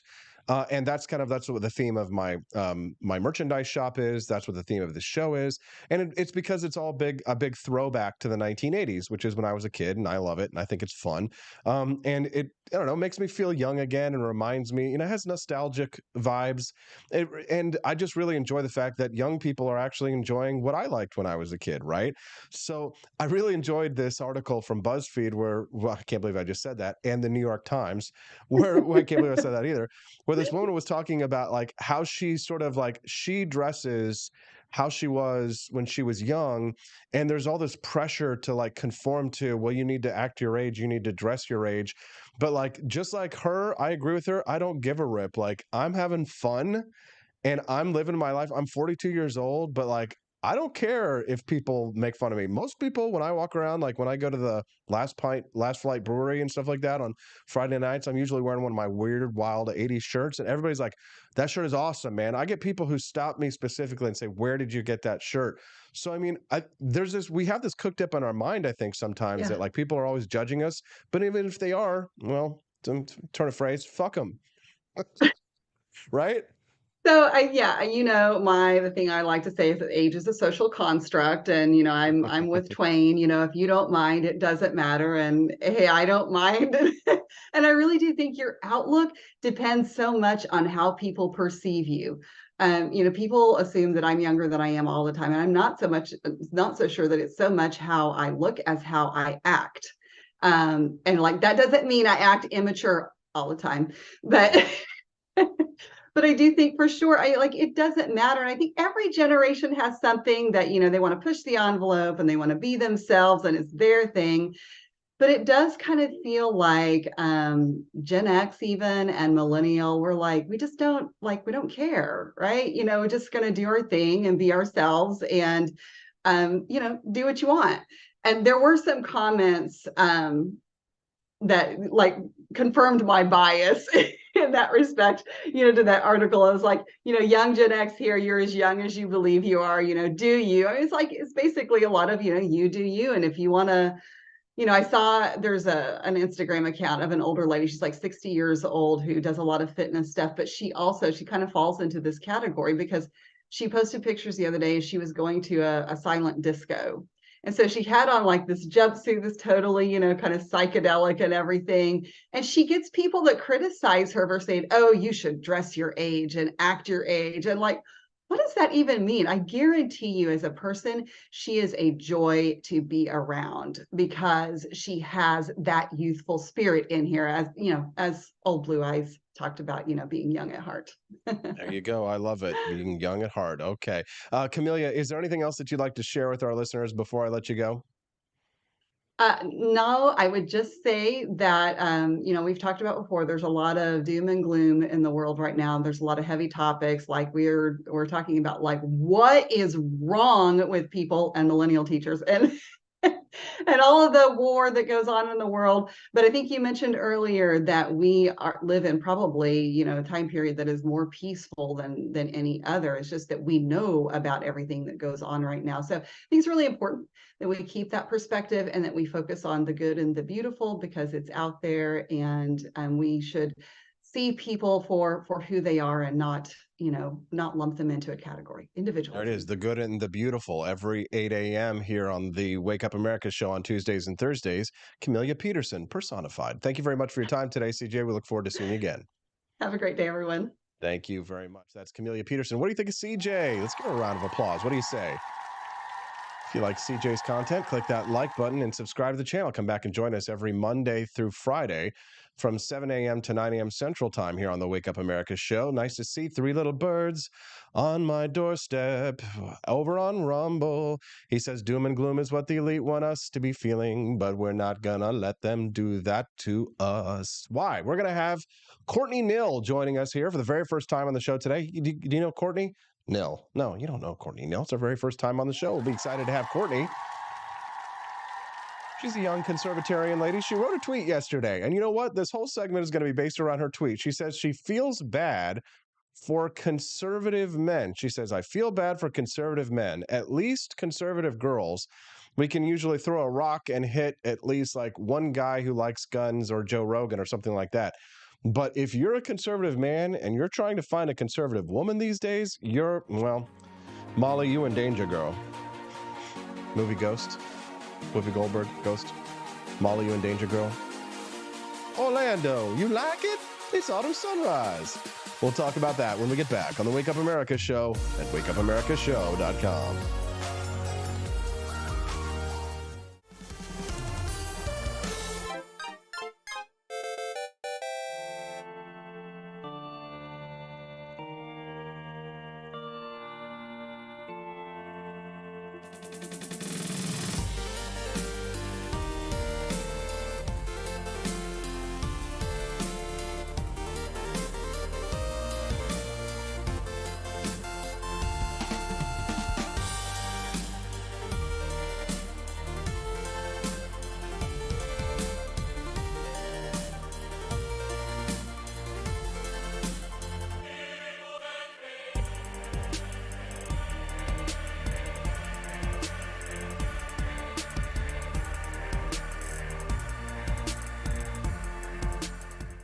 It was 1946. A battle was fought, not overseas, but right here on American soil. The Battle of Athens, an intense struggle against election fraud and for the rights promised by our founding fathers. Driven by the Second Amendment, ordinary citizens stood tall and fought back. Help us expose this momentous battle of integrity and bravery. Your support can make a difference. Visit givesendgo.com/bleedamerican and pledge your support, because we believe in the power of truth, the strength of unity, and the spirit of we the people. Let us not forget, we bleed American. Fire.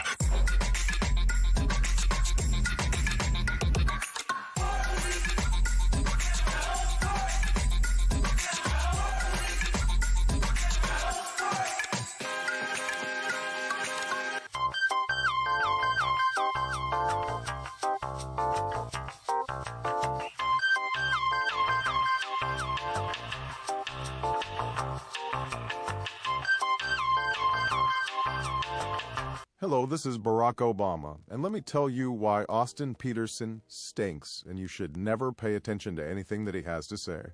First of all, he's a libertarian, and we all know libertarians are idiots. They don't realize how important government is to everything that we do. I recently became aware that Austin has opened up a libertarian shop at apeforlibertyshop.com. Now, I'm asking you as a personal favor to me that you never ever visit apeforlibertyshop.com. With all of the great Liberty merchandise there, the last thing that we need to do is to get people spreading this message around the country, because then they might start thinking that they don't need government. And that's the last thing that good Democrats like us want. So if you love democracy, like me, and hate freedom, then don't visit AP for Liberty Shop. Like I said, whatever you do, do not visit aporlibertyshop.com. I'm Barack Obama, and I approve this message.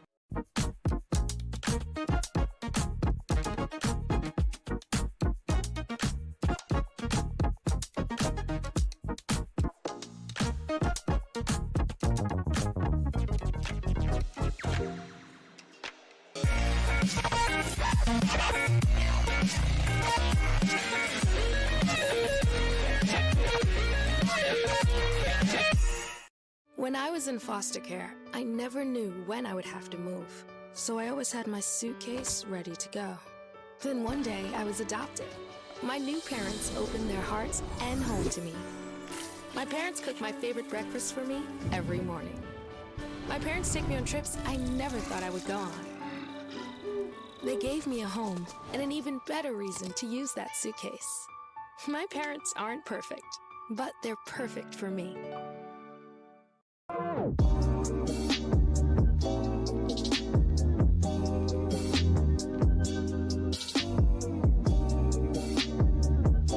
would remind you that extremism in the defense of liberty is no vice. It is better to settle these matters in the courts than on the streets, and new laws are needed at every level. But law alone cannot make men see right.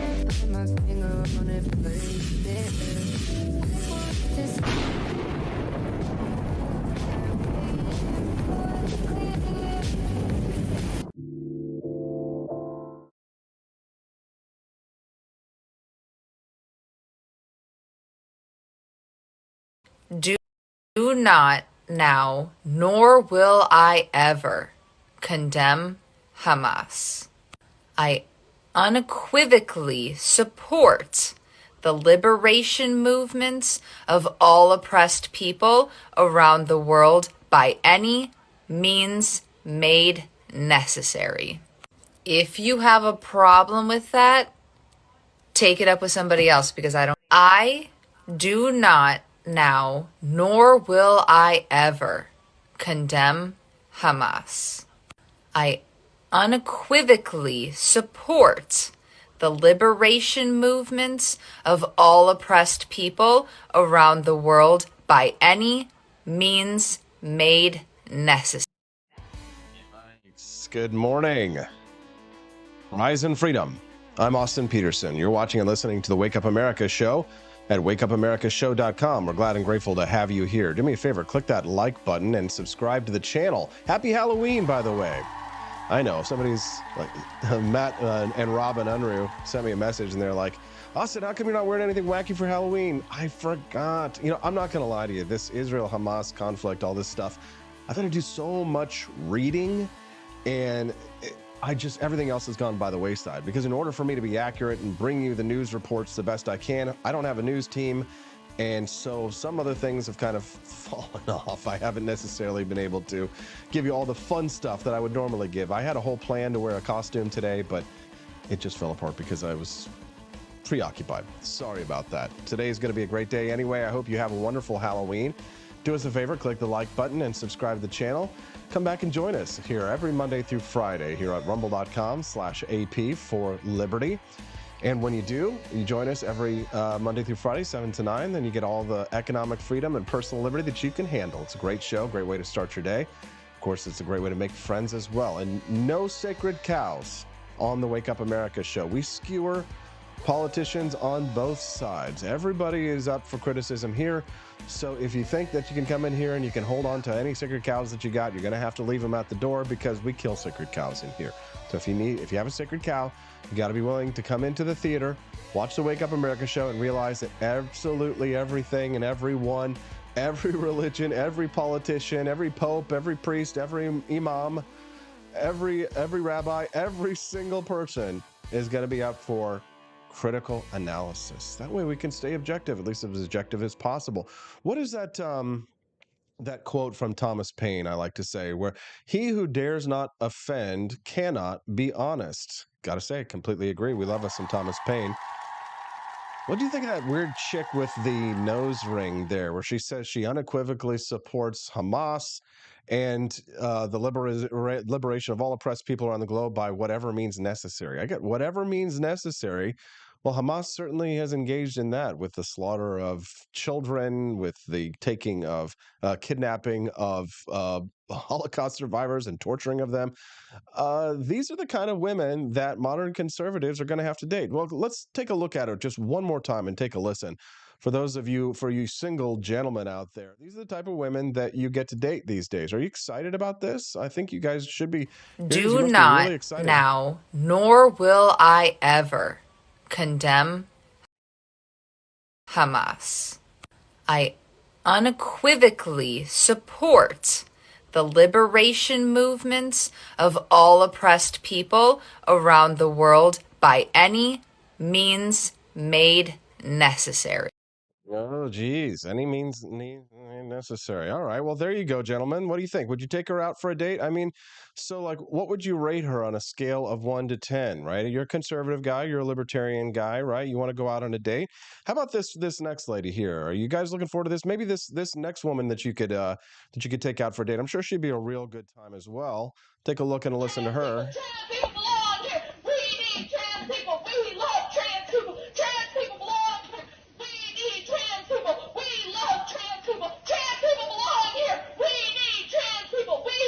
There you go, guys. Where are you going to take her on your first date? We need trans people. We love trans people. Trans people belong here. We need trans people. We love trans people. Trans people belong here. We need trans people. We love trans people. Has she changed your mind yet, guys? Are you guys looking for? Are you excited about taking her out on a date? People belong here. We need trans people. We love trans people. Trans people belong here. We need trans people. We love trans people. You matter. You matter. And I am fighting for you. And I will not stop. I will not stop today. I will not stop tomorrow. You are loved. You.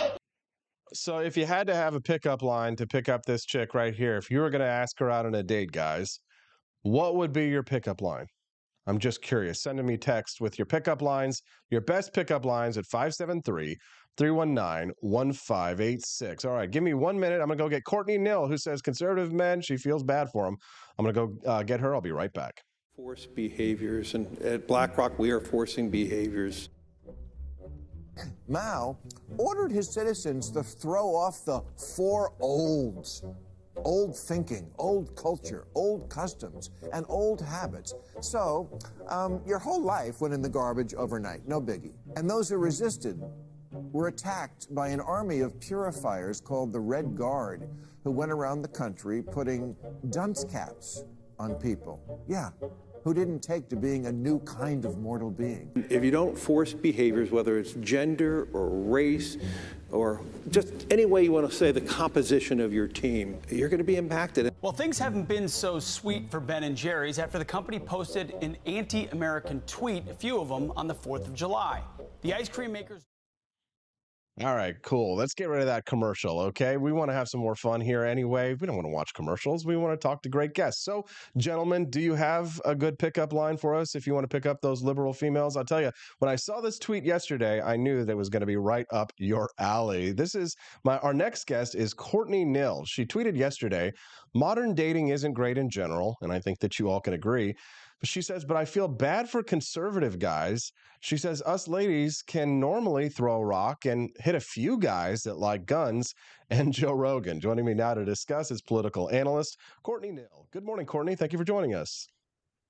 Hi, Austin. Thanks for having me on this morning. Yeah, thanks for coming on. So decode this tweet. What are you trying to say here?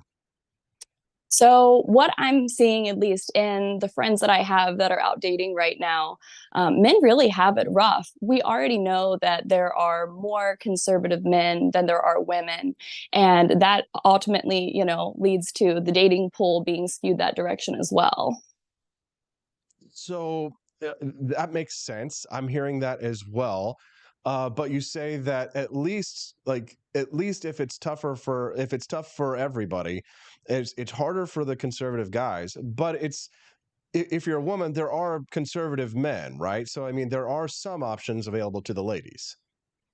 Yeah, I think there definitely are. Most of my girlfriends, it's one thing to find someone that you really connect with, that you mesh with their personality, but just finding someone that matches your values, at least when it comes to politics, I think for women is much easier if you are a conservative, just because there are a lot of men that I think just naturally gravitate towards more conservative values when it comes to guns. I mean, you've had, even if you just look at the last 100 years, men normally had more training with guns since they are going to be part of the U.S. military. They're going to be serving. And women, being able to even use guns is, more of a modern thing. And you just don't see that prevalence even today when we are, maybe so feminist and things. We still don't really see that translated in terms of firearms. So, Courtney, talk to us then about the main thrust of this tweet here, the challenges that men face in regards to dating. I mean, I want to say, what's wrong with y'all? But in a respectful way, I'm not quite sure. But I mean, I don't know how else to phrase it. So what's wrong with y'all? Not you specifically, the royal you. Yeah, well, I think a lot of women don't pay enough attention to politics to truly understand what's going on. I think that, the vast majority of people aren't really paying all that much attention. They're going to read some headlines, they're going to look at the people around them and who they're supporting. I think that the DNC has done a better job with messaging when it comes to women and women's issues. I personally am pro-life, but I know that the pro-choice movement has definitely captured a lot of women, because it seems like it's being kind to women when, if you're pro-life, then you are going to know that, ultimately that's not better for the person. It seems like you're giving them more options, but that can really lead to a world of hurt if you have decided to go through with an abortion, because of the hole that, kind of leaves in your heart. Do you think that there's any like broader societal reasons for the massive shift where you have so few women with conservative views? Is there any like bigger picture take on this, would you say? I think there is somewhat, like I said, I think probably feminism is part of what's going on there. I think that also, now that we're seeing, transgenderism on the rise, even just having a creative sexuality, and it being, kind of trendy to either be bisexual or asexual and things. And I think there's a lot of young women particularly, and I think you really see this with Gen Z, where normally they might be more prone to other types of struggles in the past. We'll see, anorexia, bulimia, and not that those aren't still issues, but with transgenderism being such a trendy thing right now, and that's what all their friends are kind of talking about, I think that can pull women in a direction that's very far from conservative values. And you also see the family structure breaking down so much, where you don't have people in these, mother, father, loving relationships. And I think the farther you break down the family and, move away from them even having more of a traditional upbringing, they aren't going to really know that way and see the value in that. You're just tuning into the Wake Up America show. Good morning. I'm Austin Peterson. Thanks so much for tuning in. I'm speaking to Courtney Nill. She's a political analyst from Florida. Is it fair to say you're a conservatarian or conservative? What would you describe yourself as, Courtney? I think so. Online for years, I've never been really sure what camp to count myself in. So I normally count myself as conservative, libertarian, hybrid, because there certainly are a couple conservatives within the party that I think do represent my values pretty well, but there's also quite a few that don't. Definitely the side of, the Mitt Romneys and, John McCain's of the day, things that are leaning a little too far authoritarian.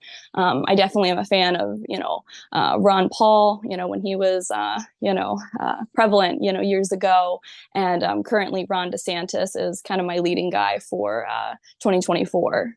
There you go, boys. She's rare as hen's teeth. Courtney Nill is joining us right now, talking a little bit about conservatives and dating.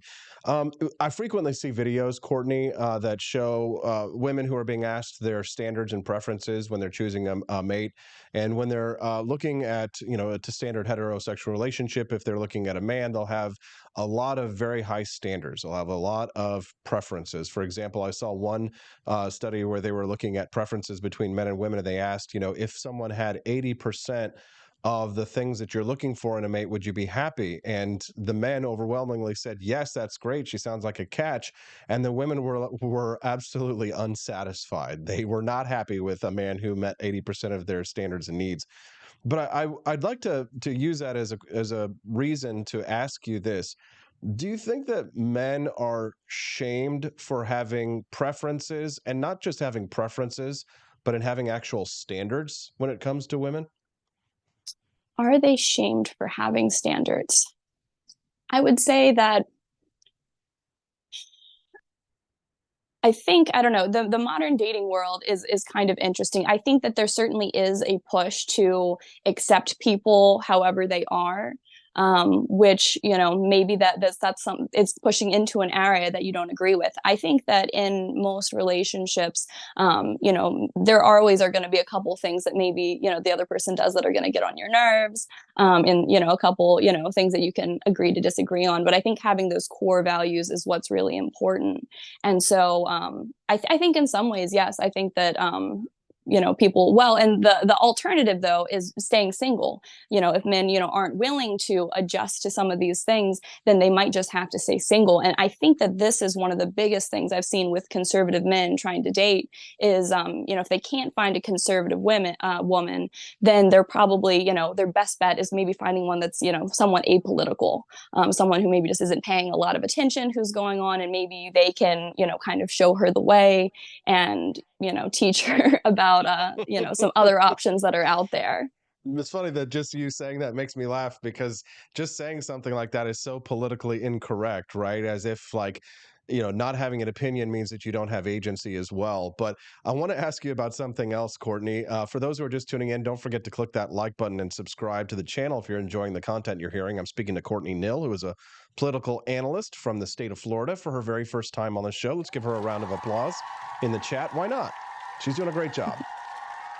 Courtney, I'd like to ask you about something else. It's similar. This is a phenomenon that we see going on. I have a friend who is actually doing this, and I actually do recommend it to some of my guy friends who are having trouble finding a good traditional woman who will meet their needs as a man, meet their preferences as a man, and meet their standards as a man. Because I do think men in the United States, in the Western world, perhaps even more largely, are shamed for having standards and preferences, but that shoe don't walk on the other foot. And so what I say to them is I typically say, get your passport and go looking overseas, because not everybody in the world has these same kinds of progressive feminized values. And you might be able to find yourself a date or a mate that actually will work with you as a copacetic relationship, because I see so many relationships in the modern world. I've had them in the past, and thank God I'm married and I found my perfect mate who I love more than anything. But so many of my relationships were not copacetic. We didn't work together. It was more competitive, and it was more me versus us, right? It wasn't a symbiosis. So I tell my boys, like, go overseas, right? Get a passport, try a dating website that's not in the United States. You might have better luck. But a lot of women look down on that. They say that they're taking advantage of these women in the third world who don't have agency because they're uneducated and they're being manipulated by these Western men. What's your take on the whole passport bro situation? So it's definitely not something that would be my first inclination to recommend to men that are looking. You know, I've seen some relationships. I've actually had a nail tech in the past that she had kind of a similar situation. That's how she came to the U.S. Was from her husband kind of bringing her over here. And well, there's a lot of, kind of cautionary things, with, picking someone because, why are they wanting to come to America? Why are they wanting to be with you? A lot of times it's going to be for material wealth and a better way of life. Now, can you build a good marriage on that? Perhaps, but I would certainly give word of caution to men that are looking to do that. And what I would say, if you're having trouble looking, maybe look inward, maybe look towards, small town America a little bit more. Maybe consider, dating a girl who's out of state. Find someone that matches your values. Find someone that, believes in the same way of life that you do. And then, moving her, a couple states, over, or, being flexible with her schedule. I think that actually might be a better option for some guys that are looking, rather than looking completely abroad. I mean, if you end up finding someone abroad, that's great. However you find the person that you're meant to be with, kudos to you. But I don't think that is really a solution to what we have in modern day dating. Because the fact is, we aren't as many as the men are, but there are a lot of conservative women that are looking, and they're looking for guys that, have strong, masculine values. They want to take care of a family, they care. And I think that women in general should adjust their expectations somewhat. I think that's spicy. You've said it so politely and kindly, but those are the kind of takes that get you attacked on the Fresh and Fit podcast these days. Some people find this POV that I have distasteful. Have you ever heard of the women of Lisa Strada, or the story of the Greek tale of the women who they were tired of their men going to war and warring with one another, so they withheld sex in order to, get their men to prevent war? I've actually advocated for a sort of reverse women of Lisa Strada, but instead of men withholding sex from women, withholding their protection from women, meaning our physical protection. Now, remember, Courtney, as you've identified in your original tweet that caused this podcast, this segment, men don't have many options out there. They're not all out there like you. You're the unicorn out there in the mix, and I think you probably understand and recognize that, right?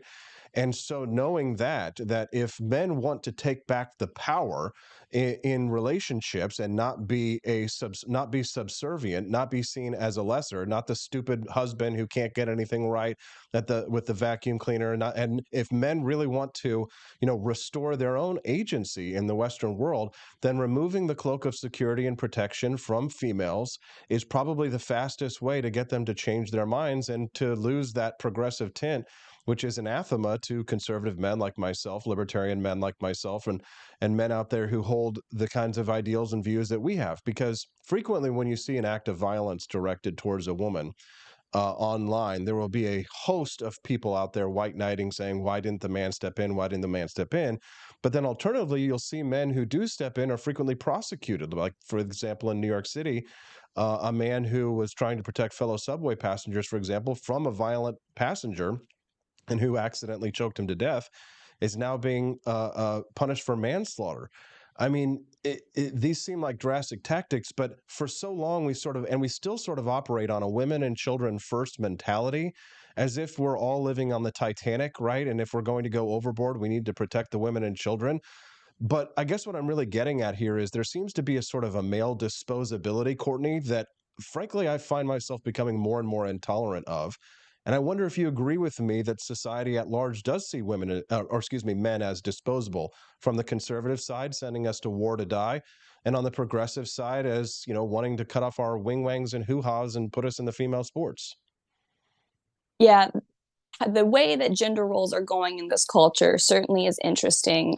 As for, women or men not protecting women and having that role quite as much, in relationships or even just in general, I think we kind of have already seen it a little bit.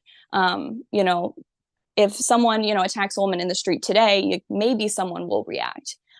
Versus, 20, 30 years ago, that wouldn't have been the case. I think you also see it in dating relationships where, men don't really have the sense of, protecting women.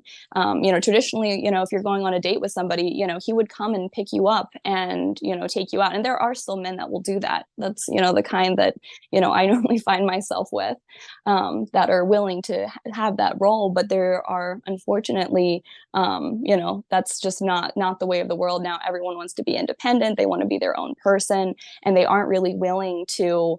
women aren't willing to give up that security. And I think that it does sometimes come from a place of it being part of the culture, what, they're seeing in front of them. I don't know. I don't really blame a lot of individual women, for what's going on. And I don't blame men either. I think it's more of a society problem that has led us to where that we are.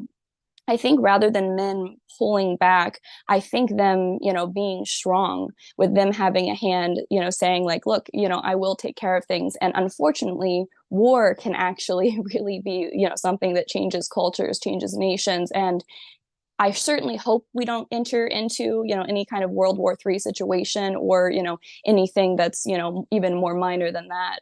But we've seen online in the last, couple of weeks with everything popping off over in the Middle East that, there's a lot of women saying, oh, wait, now I'm actually seeing that war could be, on the precipice.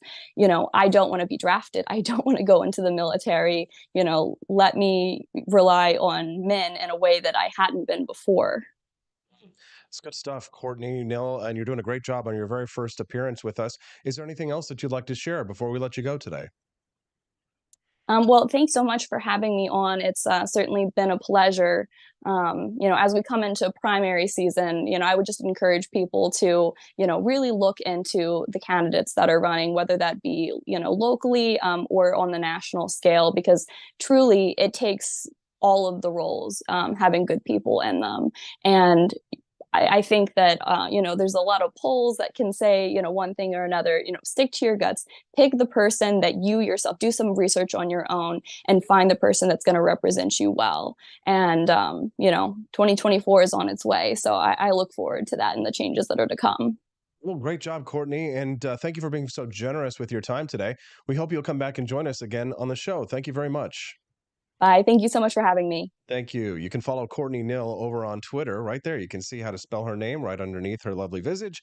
Knill, Courtney Nill over at Twitter. Thanks very much for her time. Did you like Courtney? Send us a text at 573-319-1586. You can, again, text the show at 573-319-1586. This is your twice-a-day reminder to visit apforlibertyshop.com. If you love the Wake Up America show and you want to support the Wake Up America show, well, you got to get yourself some delicious Founding Flavors coffee over at apforlibertyshop.com. It's so good that it's scary. And you can only get it at one place on the planet, and that is at my exclusive merchandise shop. So put your cold, dying hand up and grab yourself a bag at apforlibertyshop.com. It's absolutely delicious. It's the best coffee in the world, and I bring it to you. It's a premium coffee brand for people who love coffee. You can get it exclusively at apforlibertyshop.com. That's AP, the number 4,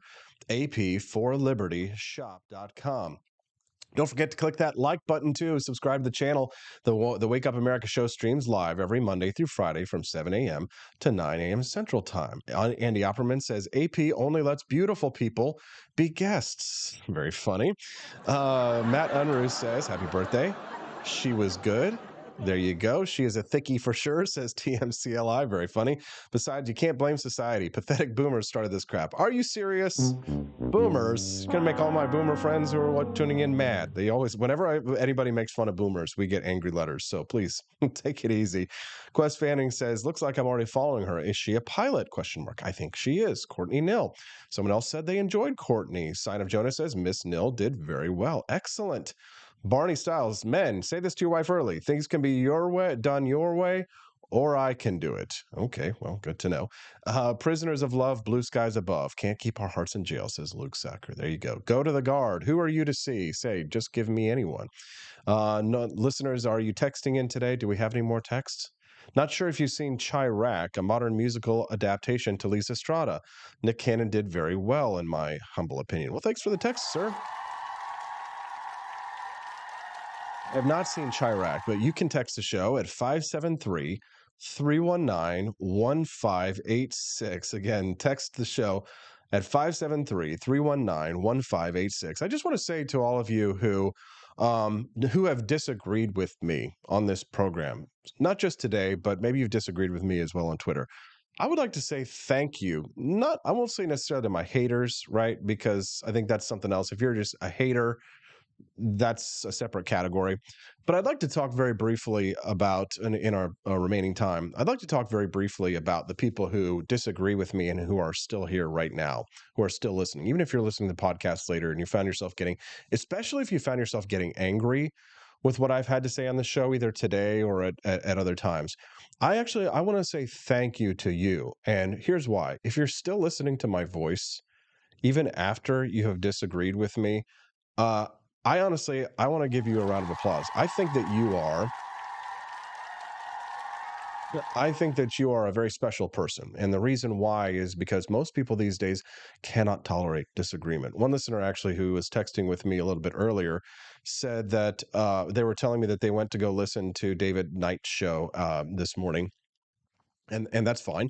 He asked if he could come on as a guest, and he was sort of disagreeing with me on the foreign policy issue earlier, saying that the founding fathers would smack you for your position on that. And I responded back, well, Thomas Jefferson sent the U.S. Navy to kill Islamic terrorists. I think Thomas Jefferson would be proud of me for my position on the conflict in the Middle East.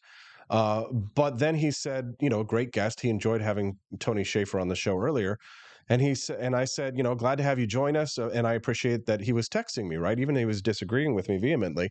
And he says, even though I disagree with you, LOL, he says, thanks for responses. I don't have social media accounts, hence why I don't use the chat.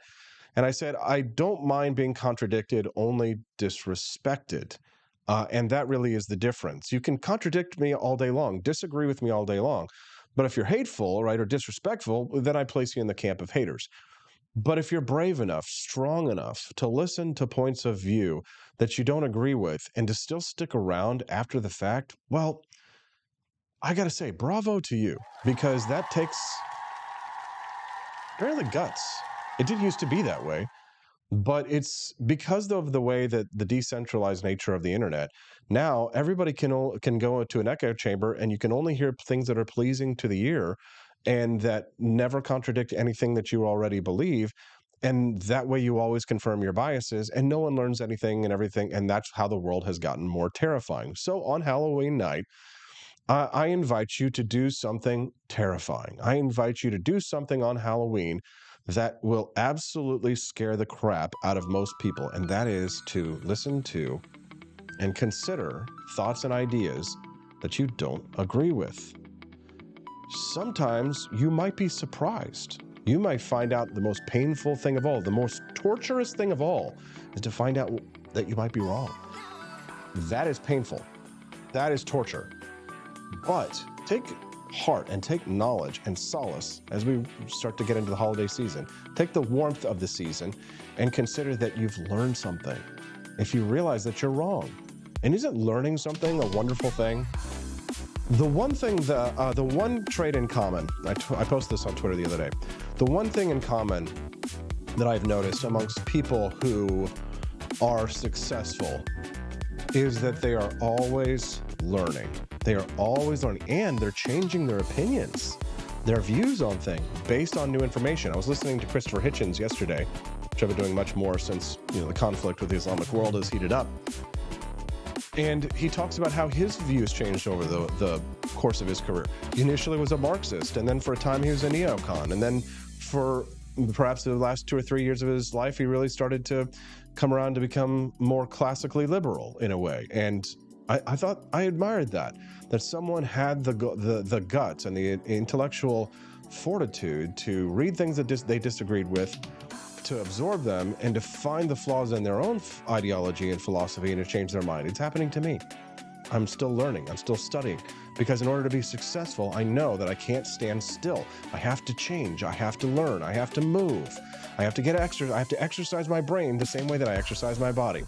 Thank you for being a part of the Wake Up America show this morning. If you've been a live viewer this morning, if you've watched the whole thing, wow, you're amazing. If you've listened to the whole show, I appreciate you. There's only probably maybe like 50, 60, maybe 100 people who are the hardcores who like listen to the show all the way.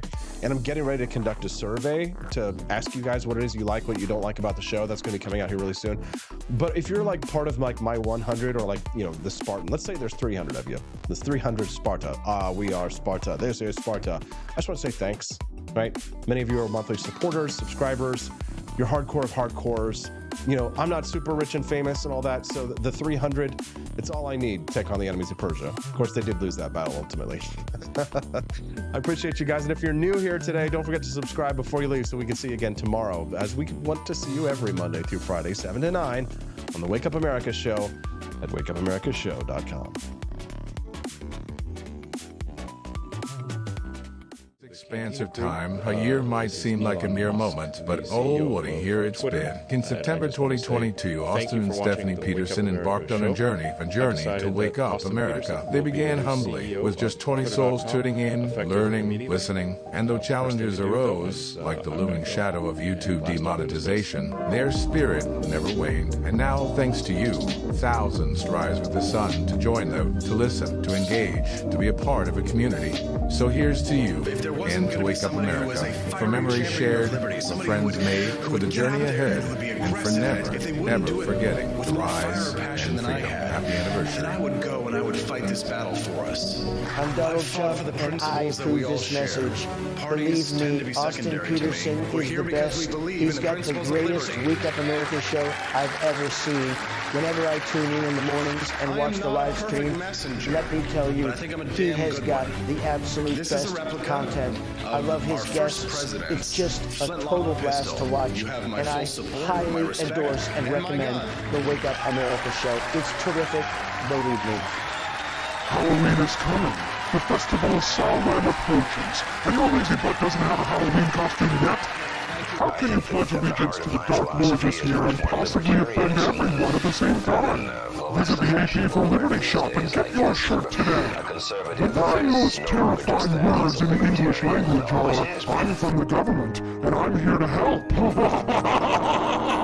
So grab your government is scary team and tell everyone at the party that you're here to help. We're denounced as being against Other their great seasonal humanitarian items are goals. They say available as we're well, always so don't against miss out. things. We're never And visit for anything. AP for Liberty Shop today. That's AP4LibertyShop.com.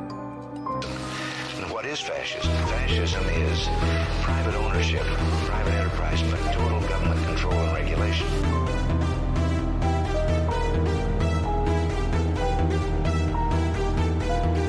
Well, the trouble with our liberal friends is not that they're ignorant. It's just that they know so much that isn't so.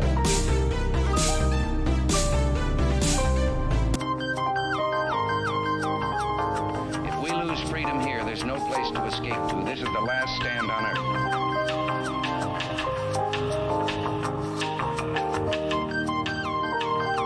This is the issue of this election. I'm a public defender. Whether we believe in our capacity for self-government or whether we abandon the 80% of American Americans Revolution accused and of a confess that crime a little will get intellectual appointed elite a public in defender. a far Everybody distant from capital speeding can plan ticket our to lives capital for us murder. better than For we every can plan dollar them we spend on ourselves. public defenders, we spend $3 on prosecutors. Public defenders have to do pretty much everything on their own. Social workers, counselors. Investigating is another piece of one that The says average less public government, defender get off hosts my 300 back, cases get off my annually. property. You never feel like there's enough time. Public defenders have health issues all the time. A lot of people give up and say, I can't do this work anymore. Gideon's Promise trains, mentors, and supports public defenders. There are a lot of people who say that they would not still be public defenders, but for Gideon's Promise. It's fueled me to continue on in this fight. Gideon's Promise has changed the face of public defense. People see us as troublemakers. Good trouble, Ollie. We don't make it easy. It should not be easy to take away someone's liberty. If I had to pick up the phone, call 911 for one of my family members or one of my neighbors, what would I do if no one was on the other end to respond? What if there was no 911? You can be a part of the solution. Anybody can be a firefighter. Male, female, younger, older. We have school teachers. We have Tired of spending your hard-earned money on woke corporations that don't share your pro-freedom values? Fed up with sipping liberal lattes and progressive cappuccinos? Introducing Founding Flavors from AP for Liberty Shop. Get your day started with Washington's Revolutionary Roast. As robust and principled as the man himself, this blend is the shot of energy heard round the world. Or maybe you want to taste the fervor of freedom with Adams' patriotic perk.